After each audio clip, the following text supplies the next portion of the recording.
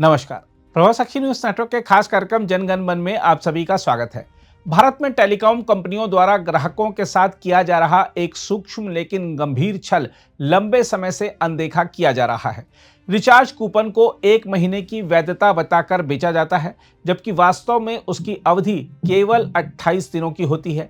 30 दिन के पैसे लेकर 28 दिन की सेवा देना भ्रामक प्रचार और उपभोक्ता अधिकारों के साथ सीधा अन्याय है। पूरी दुनिया में महीना 30 या 31 दिनों का होता है। ऐसे में 28 दिनों की सेवा को 1 महीना कहना किसी भी तरह से तार्किक या नैतिक नहीं ठहराया जा सकता। इस व्यवस्था का सीधा नुकसान आम उपभोक्ता को होता है।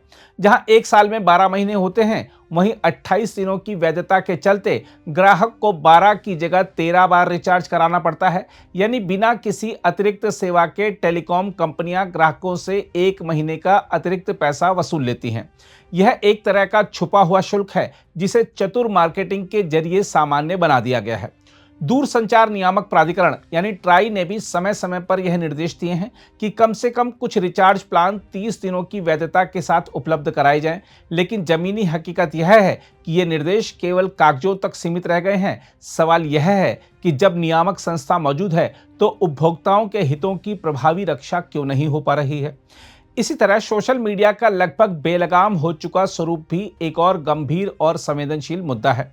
भारत में सोशल मीडिया प्लेटफॉर्म्स पर कोई ठोस और प्रभावी नियमन न होने के कारण इसका सबसे बड़ा दुष्प्रभाव बच्चों और किशोरों पर पड़ रहा है।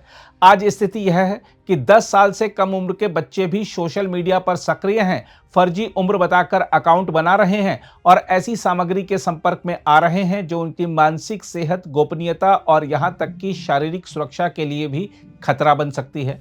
ऑस्ट्रेलिया ने किशोरों को सोशल मीडिया से दूर रखने के लिए एक सख्त कानून बनाकर मिसाल पेश की है। ऐसे में यह सवाल स्वाभाविक है कि भारत इस दिशा में कब ठोस कदम उठाएगा। मुद्दा सिर्फ बच्चों का ही नहीं है। सोशल मीडिया पर फर्जी अकाउंट्स के जरिए देश विरोधी गतिविधियां, अफवाहें, नफरत फैलाने वाली सामग्री और सामाजिक सौहार्द को बिगाड़ने की कोशिशें भी लगातार बढ़ रही हैं। यह स्थिति न सिर्फ समाज के लिए बल्कि राष्ट्रीय सुरक्षा के लिहाज से भी गंभीर चिंता का विषय है। अब समय आ गया है कि सरकारें केवल मूक दर्शक बनकर ना रहें, चाहे वह टेलीकॉम कंपनियों की उपभोक्ता विरोधी नीतियां हों या सोशल मीडिया का अनियंत्रित फैलाव। दोनों ही मामलों में सख्त, स्पष्ट और प्रभावी कानूनी हस्तक्षेप की जरूरत है, वरना इसका खामियाजा आम नागरिक, आने वाली पीढ़ियां और अंततः पूरा समाज चुकाएगा। बहरहाल, आइए देखते हैं इस मुद्दे पर क्या कह रहे हैं उच्चतम न्यायालय के वरिष्ठ अधिवक्ता और भारत के PIL मैन के रूप में विख्यात श्री अश्विनी उपाध्याय। भारत में टेलीकॉम कंपनियां बड़ी चालाकी के साथ जनता के साथ धोखा कर रही हैं और जनता भी उस धोखे की शिकार हो रही है। रिचार्ज कूपन देती है 1 महीने का कह के, लेकिन चलता है 28 दिन। रिचार्ज कूपन कहते हैं ये 2 महीने चलेगा, लेकिन चलता है वो 56 दिन। रिचार्ज कूपन देते हैं 3 महीने का कह के, लेकिन चलता है 84 दिन। तो साल में अगर हर महीने आदमी कोई रिचार्ज करा रहा है तो उसको 12 बार रिचार्ज कराना चाहिए, लेकिन उसको रिचार्ज कराना पड़ता है 13 बार। बड़े चालाकी से 1 महीने का एक्स्ट्रा ये टेलीकॉम कंपनियां फ़ायदा उठा रही हैं। इसलिए मैं सरकार से निवेदन कर रहा हूं, तत्काल इसका संज्ञान लें और रिचार्ज कूपन मंथली होना चाहिए। अगर कोई व्यक्ति 20 तारीख को रिचार्ज करा रहा है तो उसकी वैलिडिटी अगले 19 तक होनी चाहिए। कोई व्यक्ति अगर 10 तारीख को रिचार्ज करा रहा है तो उसकी वैलिडिटी अगले 9 तारीख तक होनी चाहिए। ये 28 दिन और 56 दिन, 84 दिन वाला कॉन्सेप्ट बंद होना चाहिए। इसलिए मैं सरकार से तत्काल निवेदन कर रहा हूँ, इसका संज्ञान लें। दूसरा, दुनिया के कई देशों में टेलीकॉम के ऊपर इस संचार से जो साइड इफेक्ट हैं वो दिखने लग गए और हमारे देश में भी खूब दिख रहा है। दुर्भाग्यवश हमारे देश में मोबाइल टावर तो लग जाता है, लेकिन न तो उसका एयर इम्पैक्ट असेसमेंट होता है, न उसका नॉइज इम्पैक्ट असेसमेंट होता है, न उसका इलेक्ट्रोमैग्नेटिक इम्पैक्ट असेसमेंट होता है, न उसका विजुअल इम्पैक्ट असेसमेंट होता है, न उसका रेडियो एक्टिव इम्पैक्ट असेसमेंट होता है कि जहाँ पे टेलीफोन का टावर लगा है उस टेलीफोन के टावर लगने के बाद वहाँ क्या क्या इम्पैक्ट आ रहा है, वहाँ पे लैंड इम्पैक्ट असेसमेंट क्या हो रहा है, आज तक किया नहीं गया। इसलिए अब ये भी आवश्यकता आ चुकी है कि सरकार इसके लिए एक एक्सपर्ट टीम, एक्सपर्ट कमेटी बनाए और इस मैग्नेटिक जो क्रांति आई है, जो संचार क्रांति आई है, इस संचार क्रांति के बाद उसका इम्पैक्ट क्या आ रहा है, इसके ऊपर भी मुझे लगता है रिसर्च की ज़रूरत है। क्योंकि कई सारी ऐसे भी एक्सपर्ट कमेटीज़ की ओपिनियन आई है जहाँ ये कहा गया है कि एक्सेस रेडिएशन के कारण ये जो मैग्नेटिक वेव्स निकल रही हैं, इसके कारण डिप्रेशन की बीमारी बढ़ रही है, एंजाइटी की बीमारी बढ़ रही है, कंसंट्रेशन खराब हो रहा है।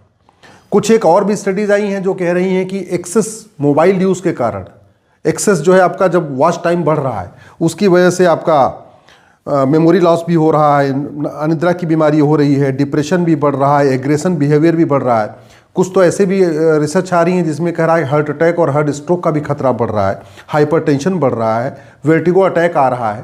तो ये जो बीमारियां बढ़ रही हैं एक्सेस मोबाइल यूज़ के कारण, मुझे लगता है अब इसके ऊपर भी रिसर्च की ज़रूरत है।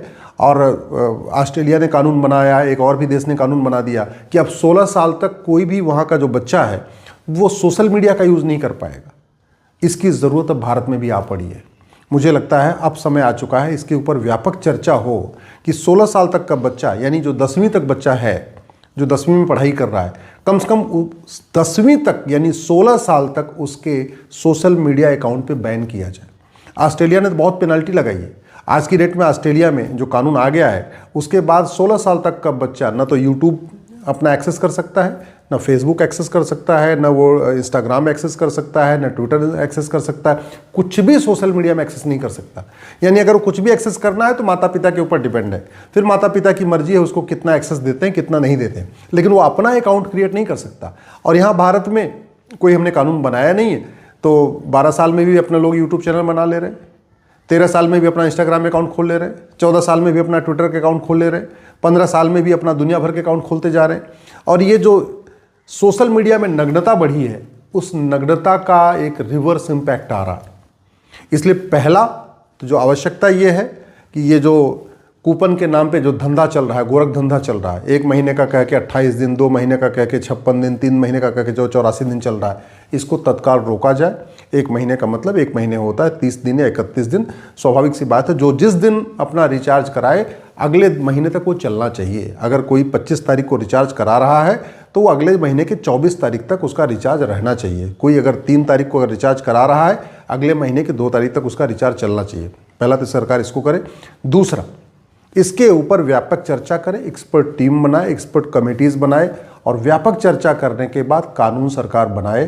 क्योंकि जिस तरीके से यंग जनरेशन इस सोशल मीडिया में डूबती जा रही है, जहाँ 5-5, 6-6 घंटे लोग मोबाइल देख रहे हैं, 5-5, 6-6 घंटे इंस्टाग्राम की रील देख रहे हैं, 5-5, 6-6 घंटे यूट्यूब चैनल देख रहे हैं, 5-5, 6-6 घंटे लोग फेसबुक देख रहे हैं, उसकी वजह से कहीं ना कहीं हमारा जो पूरा सिस्टम है वो ख़राब होता जा रहा है।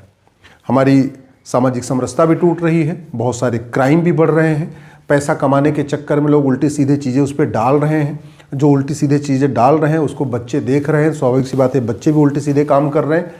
तो रेप की घटनाएं बढ़ रही हैं, चोरी बलात्कार की जो घटनाएं बहुत एक साथ बढ़ रही हैं, उसमें भी सोशल मीडिया का बहुत बड़ा योगदान है।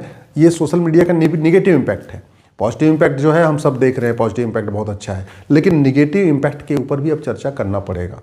इसलिए सोशल मीडिया एक्सेस की उम्र 16 साल रखनी है कि 18 साल रखनी है या 15 साल रखनी है, जो भी रखनी है, इसके ऊपर एक व्यापक चर्चा की ज़रूरत है। सोशल में कोई भी चीज़ अगर अनरेगुलेट हो जाती है, कहते हैं ना अति सर्वत्र वर्जयत, कोई भी चीज़ अति में नुकसानदायक करती है। भोजन आप ज़्यादा कर लीजिए नुकसानदायक होगा, भोजन में नमक एक्सेस हो जाए तो भी नुकसान करेगा, आपके शरीर में शुगर एक्सेस हो जाए तो भी नुकसान करती है। ये कहीं ना कहीं ये सोशल मीडिया का जो एक्सेस हमने दे दिया है कि कोई कंट्रोल ही नहीं किया है, अब उसका निगेटिव इम्पैक्ट आ रहा है। लोग पढ़ना लिखना छोड़ रहे हैं, अखबार नहीं पढ़ रहे हैं, आपस में परिवार में कोई डिस्कशन नहीं हो रहा है, कहीं शादी विवाह में बैठ रहे हैं तो सारे के सारे लोग फेसबुक पे लगे हुए हैं, बच्चे से लेकर बूढ़े तक सब लगे पड़े हैं। तो परिवार की बॉन्डिंग टूट रही है, हमारे रिश्ते नातों में कमज़ोरी आ रही है। एक्सेस यूज़ के कारण कहीं ना कहीं इसके ऊपर कंट्रोल की ज़रूरत है। बहुत सारे शादी के बाद की चीज़ें, शादी के पहले की चीज़ें, जो इससे बहुत सारी घटनाएं जो दिख रही हैं, वो कहीं ना कहीं रोक लगाने की आवश्यकता है। और इसलिए सरकार से निवेदन है कि एक तो यूनिफॉर्म कम्युनिकेशन कोड बनाएं, समान संचार संहिता बनाएं और उस पर बाकायदा पूरा रेगुलेट करें कि ये जो धोखाधड़ी चल रही है रिचार्ज के मामले में, ये बंद हो जाए। दूसरा, सोशल मीडिया के यूज़ को कैसे कंट्रोल किया जाए, इसको भी देखा जाए। लोग मल्टीपल अकाउंट बना रहे हैं, वो एक बहुत बड़ा खतरा क्रिएट कर रहा है। नाम कुछ अलग है, अकाउंट किसी और नाम से है, नाम कुछ अलग है, अकाउंट किसी और नाम से है। ये जो फर्जी नाम से सोशल मीडिया अकाउंट बन रहे हैं, नाम उसका सोशल मीडिया अकाउंट नाम है उसका राहुल और एक्चुअली वो कुछ और नाम है। सोशल मीडिया अकाउंट नाम है उसका अरुण और वो है अकरम। तो ये जो फर्जी अकाउंट बन रहे हैं इसके भी बहुत सारे दुष्परिणाम दिखाई दे रहे हैं। पता चला आदमी 5 साल तक फ्रेंडशिप करके बैठा हुआ है कि ये तो राहुल है, ये तो बाद में पता चला तो राशिद है। 5 साल तक इंस्टाग्राम पे दोस्ती चल रही, फेसबुक पे दोस्ती चल रही है, पता चला ये तो भाई ये तो राम है, लेकिन राम नहीं, वो तो रहीम है। तो फर्जी सोशल मीडिया अकाउंट पे भी बैन लगाना ज़रूरी है और ये सरकार कर सकती है, समाज नहीं कर सकता। फर्जी सोशल मीडिया अकाउंट बनाना, फर्जी ट्विटर फेसबुक अकाउंट बनाना, फर्जी इंस्टाग्राम अकाउंट बनाना, फर्जी ट्विटर का अकाउंट बनाना, फर्जी यूट्यूब का अकाउंट बनाना, इसको एक सीरियस क्राइम डिक्लेयर करने की ज़रूरत है। जितने भी लव जिहाद के केस आ रहे हैं उस लव जिहाद की शुरुआत ही फर्जी सोशल मीडिया अकाउंट से हो रही है। वो लड़का भी फर्जी अकाउंट बना के बैठा हुआ है फर्जी नाम से, नाम कुछ अलग है, कास्ट कुछ अलग है। वो चूँकि यहाँ हमने कोई कानून तो बनाया नहीं, कोई किसी व्यक्ति से नाम बना सकता है। वो है किसी और कास्ट का, दलित बन के और सवर्णों के खिलाफ भड़का रहा है। अभी आज की डेट में जो दलित बनाम सवर्ण वाला खेल चल रहा है ये भी फर्जी सोशल मीडिया अकाउंट्स के ज़रिए हो रहा है। ये जो लव जिहाद की घटनाएं हो रही हैं ये भी इसकी शुरुआत फर्जी सोशल मीडिया अकाउंट से ही हो रही है, क्योंकि आदमी अपनी आइडेंटिटी छिपा के बैठा हुआ है, अपनी गलत पहचान के साथ अपनी आइडेंटिटी बना के बैठा हुआ है। उसका शकल सूरत कुछ और है, फ़ोटो कुछ अलग लगा रहा है, उसका नाम कुछ अलग है, अपना सोशल मीडिया अकाउंट नाम कुछ अलग है। और ये जो दलित बनाम सवर्ण की घटनाएं हो रही हैं, अगड़े पिछड़े को लड़ाया जा रहा है, इसमें ज़्यादातर ऐसे देखने में आया है कि ये सारे के सारे या तो विदेशी हैंडल हैं, कोई पाकिस्तान में बैठा है, कोई कहीं बैठा है, बांग्लादेश में बैठा हुआ है और यहाँ ब्राह्मण नाम से अकाउंट बना के और हरिजन को गाली दे रहा है। बहुत सारे ऐसे हैं, पता चला वो छत्री के नाम से अकाउंट बना के, ठाकुर के नाम से अकाउंट बना के वो दलित को गाली दे रहे हैं, फर्जी अकाउंट बना के। बहुत सारे ऐसे भी हैं जो यादव बने हुए हैं, यादव हैं नहीं लेकिन यादव के नाम से अकाउंट बना लिया है और हरिजन को गाली दे रहे हैं। तो ये जो आपस में लड़ाई चल रही है उसका भी मूल कारण है जो हमने कानून नहीं बनाया। एक कंडीशन होनी चाहिए, एक व्यक्ति केवल एक ही सोशल मीडिया अकाउंट बना पाएगा। अगर यूट्यूब पे उसका एक ही चैनल होगा, फेसबुक पे उसका एक ही होगा, मल्टीपल नहीं हो। दूसरा, जेन्युइन होना चाहिए।